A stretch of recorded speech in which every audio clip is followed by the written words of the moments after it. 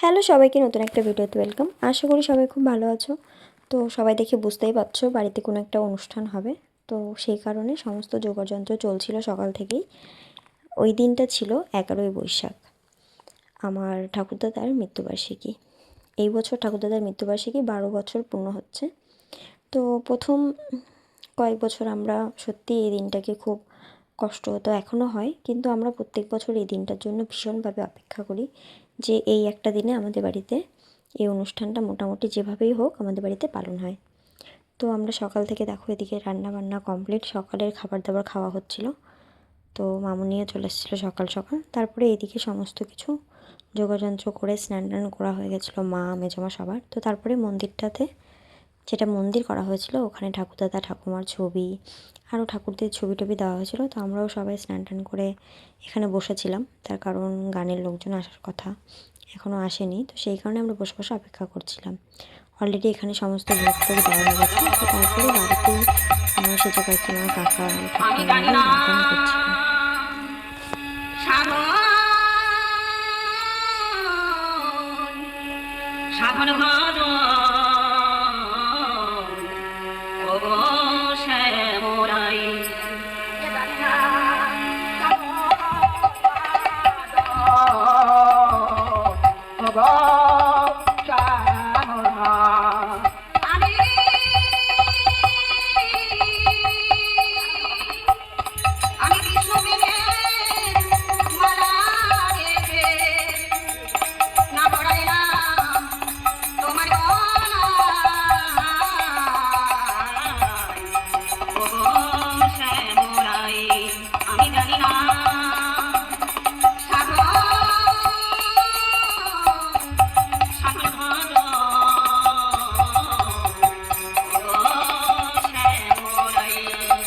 এখানে আমরা সবাই বসেছিলাম, মা আমি কাকিমা মেজমা মামনি বুনু সবাই এখানে ছিল।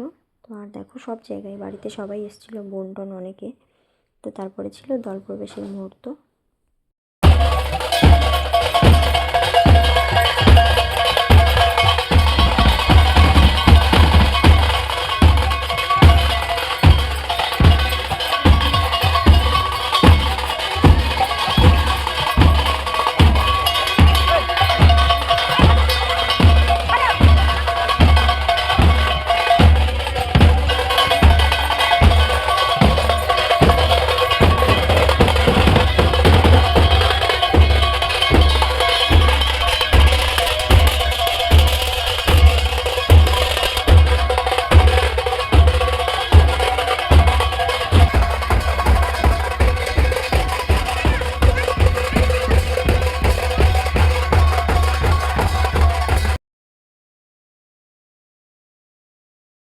তো ওনারা আসার পরে সবাই একটু বিশ্রাম নিয়ে তারপরে এখানে অনুষ্ঠানে গান বাজনা শুরু হয়েছিল। ওইদিকে আমার শ্বশুর শাশুড়ি এসেছিলো ওই বাড়ি থেকে, আরও অনেকে এসেছিলো আত্মীয় স্বজনরা, আমার কাকা কাকিমারা দূর থেকে অনেকে এসেছিলো।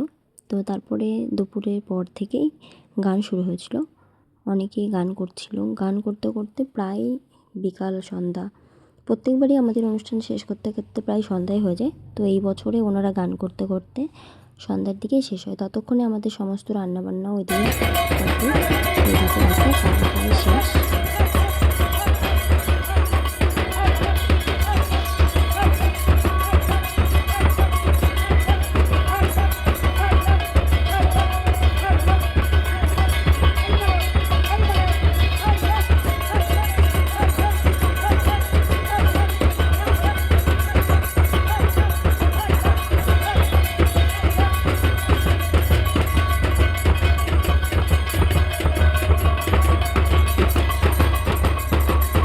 তো গান বাজনা শেষ হওয়ার পরপরই আমাদের এদিকে সমস্ত খাবার টাবার গোছানো কমপ্লিট।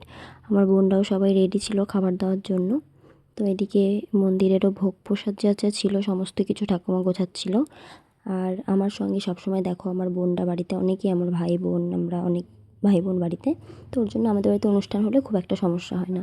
তো সবাই মিলে এদিকে কাকা দাদা ভাই বোন সবাই মিলে ওদিকে খাবার টাবার দিচ্ছিল।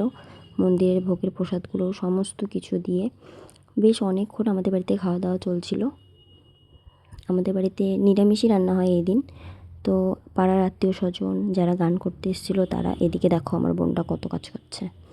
তো এটা একটা যতই মানে কি বলবো, একটা ভালো একটা দিন। এদিকে কাকিমার আমি ছিলাম রান্নাঘরে, সমস্ত খাবার টাবার গুছিয়ে ওদের কাছে দিচ্ছিলাম, আর ওরা এদিকে খাবার দিচ্ছিলো। খাবার দাওয়া শেষ করতে করতে প্রায় অনেক রাত হয়ে গেছিলো। তখন আমরা সবাই এখানে একটু বসে বসে গল্প করছিলাম। আর এই দেখো আমার সব বোন।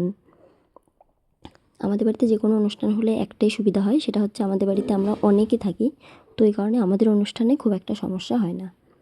তো আমরা সবাই হাতে হাতে কাজ করে নিই, ওর জন্য আমাদের কোনো সমস্যা হয় না। দেখো আমার বোন কী করছে। তো সমস্ত গোছ গাছ করে আমাদের ওই দিন ঘুমাতে ঘুমাতে অনেকটাই রাত হয়। সমস্ত কিছু গোছগাছ করতে, জিনিসপত্র গুছিয়ে রাখতে, বাড়ির সব খাবার টাবার যা থাকে, থালা বাসন সমস্ত কিছু ধুয়ে টুয়ে আমাদের শুতে শুতে প্রায় 12টা 1টা বেজে যায়। তো আজকের ভিডিওটা এই পর্যন্তই। কেমন লাগলো সবাই জানিও। টাটা।